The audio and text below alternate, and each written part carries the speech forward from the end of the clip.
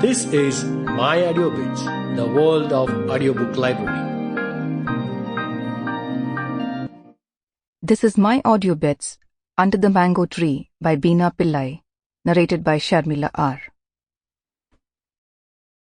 Editor's note: Nostalgia, life in the era of landline phones and inland letters. That was my first impression when I took up this book for editing. But the first time I read it, I did not expect the ending.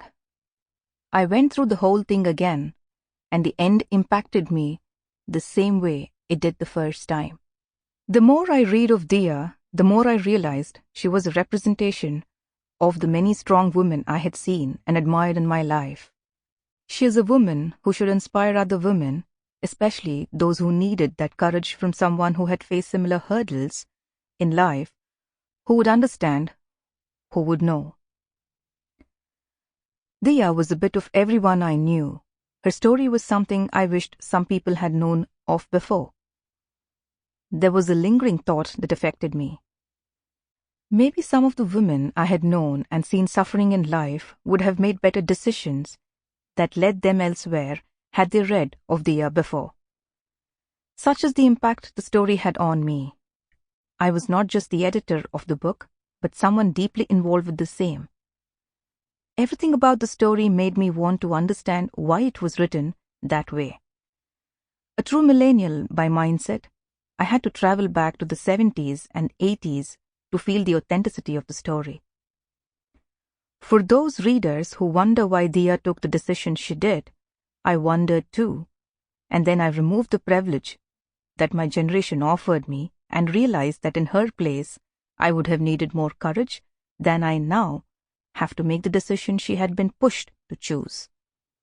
When I think of Diya, I think of her approach to life, of how she fought the injustice meted out to her without bitterness and instead surrounded herself with love and positivity.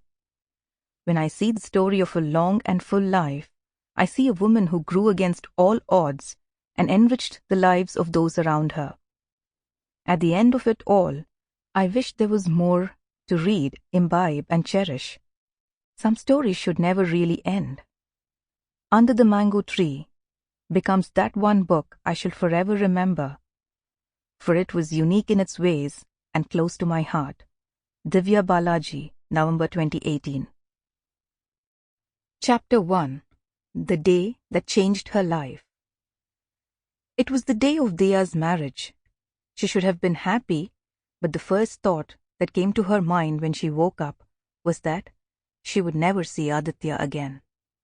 Very soon, she would be going far away from the patio, the quaint garden with pink roses, and the green mango tree they had planted together as well. It was the saddest feeling ever. She did not realize how deeply she loved Aditya until she lost him. The first orange-tinged rays of the sun kissed her eyes. She sat up in bed, feeling upset. She already missed her home in Delhi. Thunder rumbled outside. The weather was changing. Clouds loomed large on one side of the sky. It started raining. Her grandmother's house, decorated with fragrant Rajnigandha and Mogra flowers, looked ethereal.